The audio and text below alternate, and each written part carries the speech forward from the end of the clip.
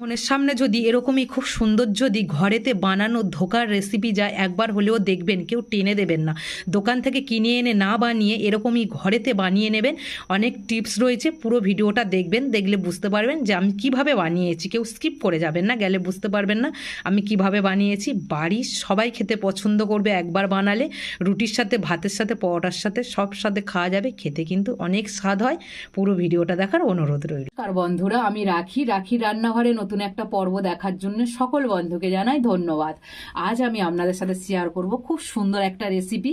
এই মুগ ডাল, তার জন্য এখানে আমার মুগ ডাল লাগবে। মুগ ডাল এখানে খোলা শুদ্ধ আমি নিয়ে নিয়েছি।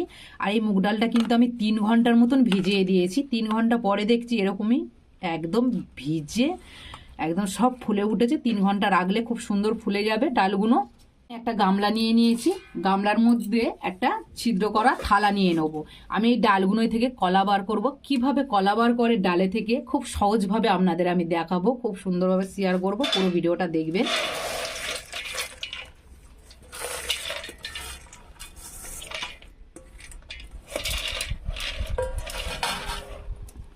এইভাবে ডালগুলো আমি জল ঝরিয়ে নিয়েছি খুব সুন্দর করে।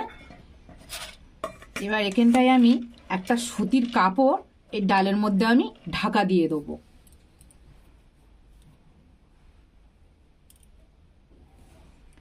এখানে আমি একটা সুতির কাপড় নিয়ে নিয়েছি। এইভাবে আমি ঢাকা দিয়ে এটা আমি সারা রাতের মতন রেখে দেবো। পুরো সারা রাতের মতন এটা আমি রেখে দেবো এইভাবে ঢাকা দিয়ে।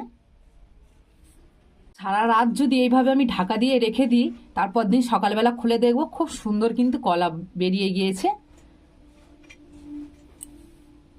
সারা রাত পরে আমি এবার ঢাকাটা খুলে আপনাদের দেখাবো কত সুন্দর কলা বার হয়েছে। দেখো খুব সুন্দর কলা বার হয়েছে, দেখে বুঝতে পারছেন।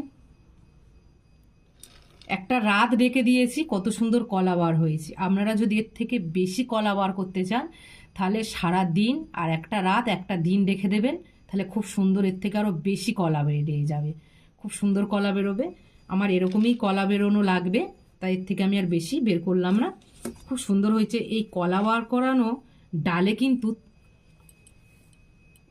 এই ডাল নিয়ে কিন্তু আমি আপনাদের দেখাবো বানিয়ে ধোকা বানিয়ে দেখাবো। এই ডালটা কিন্তু খুব উপকারিত। এরকম কলা বার করানো ডাল স্বাস্থ্যের পক্ষে খুব ভালো। অবশ্যই এরকমই কলা বার করিয়ে একবার ধোকা বানিয়ে দেখবেন, খেতে কিন্তু অসাধারণ লাগবে। এই ডালটা এবার আমি ধুয়ে নেবো একটুখানি, সারা রাত রেখে দিয়েছিলাম, একটু ধুয়ে নেবো। এখানে একটা মিক্সচার মেশিনের বাটি নিয়ে নিয়েছি, আর এখানে ডালটা আমি ধুয়ে খুব সুন্দর করে পরিষ্কার করে নিয়েছি একবার করে। এই এরকমই খোলা সমেত একবার এইভাবে কিন্তু বানিয়ে খেয়ে দেখবেন, মুগ ডালের খেতে কিন্তু অসাধারণ লাগবে। ডালটা আমি ঢেলে নেব।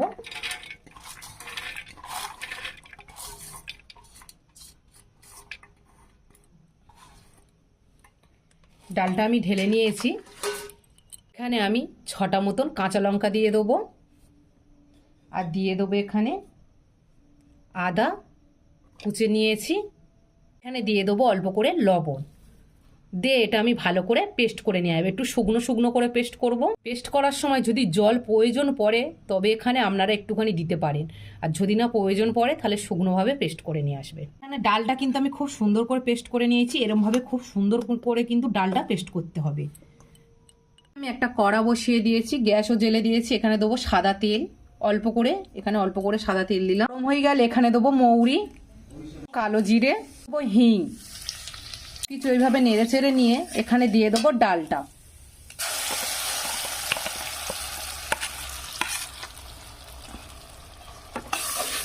ডালটা দিয়ে কিন্তু নাড়তে হবে, আর গ্যাসটা এই সময় একটু নর্মালে দিতে হবে, পুরো জোরে দেওয়া যাবে না, কিন্তু নাড়তে হবে ঘন ঘন ডালটা। এখানে দিয়ে দেবো হলুদ গুঁড়ো, কালার আসার জন্য এখানে হলুদ গুঁড়ো ব্যবহার করলাম। আর ডালটা খুব ঘন ঘন এইভাবে নাড়তে হবে। ডালটা কিন্তু নাড়া বন্ধ দিলে নেচে কিন্তু ধরে নেবে।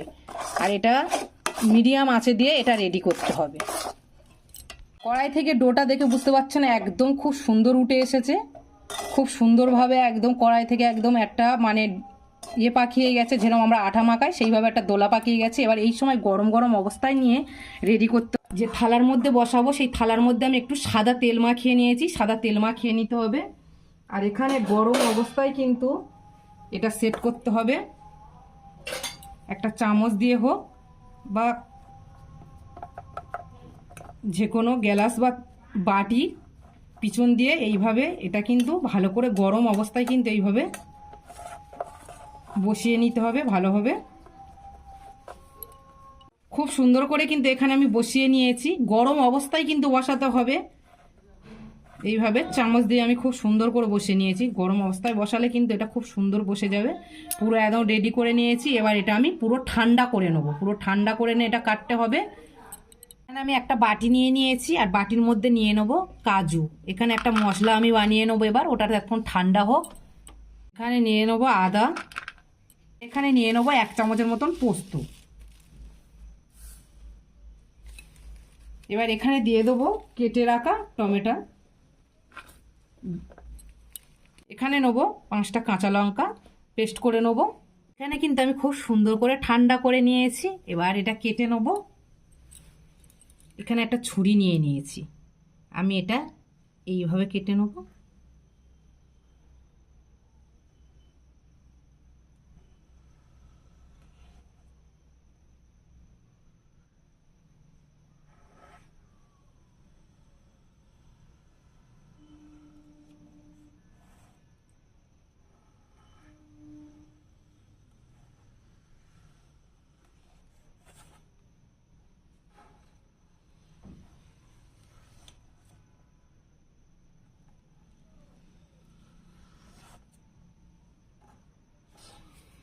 এবার আমি এরকমই ভাই কেটে নেবো।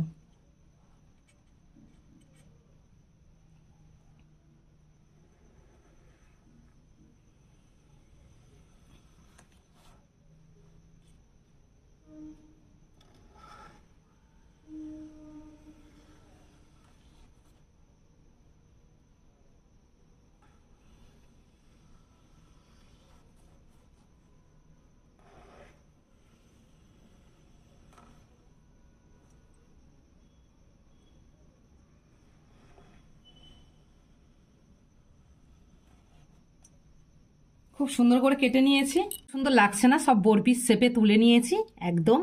এবার এগুলো ভাজার পালা। কড়া বসিয়ে দিয়েছি, কড়ার মধ্যে আমি সাদা তেল দিয়ে দেবো। এগুলো সাদা তেল দিয়ে আমি ভালো করে ভেজে নেব। একটু তেলটা বেশি করে দেবো, দিয়ে আমি এটা ভাজবো। ভালো করে গরম করে নিয়েছি, নিয়ে এইগুলো মিডিয়াম আছে আমি এগুলো ভাজবো।